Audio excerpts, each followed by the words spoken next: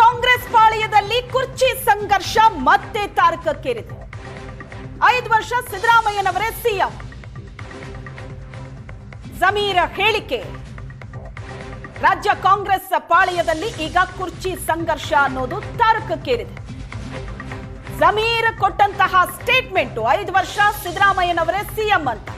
ಆ ಸ್ಟೇಟ್ಮೆಂಟ್ಗೆ ತಿರುಗೇಟನ್ನ ಕೊಟ್ಟಿದ್ದಾರೆ ಇಕ್ಬಾಲ್ ಹುಸೇನ್. ಜಮೀರ್ ತಾಳ್ಮೆಯಿಂದ ಮಾತಾಡಬೇಕು ಅಂತ. ಜಮೀರ್ ಹಿರಿಯರು, ರಾಜಕೀಯದಲ್ಲಿ ಅನುಭವ ಇರೋರು, ಏನ್ ಮಾತಾಡಬೇಕು ಅಂತ ಅವರೇ ತಿಳ್ಕೋಬೇಕು. ರಾಮನಗರದಲ್ಲಿ ಡಿಕೆ ಶಿವಕುಮಾರ್ ಬಣದ ಶಾಸಕ ಇಕ್ಬಾಲ್ ಹುಸೇನ್ ಕೊಟ್ಟಂತ ಹೇಳಿಕೆ. ಜಮೀರ್ ಅವರು ಸ್ವಲ್ಪ ತಾಳ್ಮೆಯಿಂದ ಮಾತಾಡಬೇಕು ಅಂತ ನಾನು ಈಗ ಬೇಕಾದ್ರೆ ಹೇಳ್ತೀನಿ. ಬೇಕಾದ್ರೆ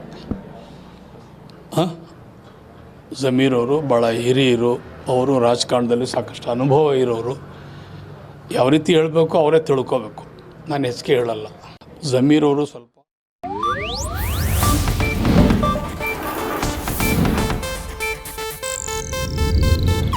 ಇದು ಏಷ್ಯಾನೆಟ್ ನ್ಯೂಸ್ ನೆಟ್ವರ್ಕ್ ಪ್ರಸ್ತುತಿ.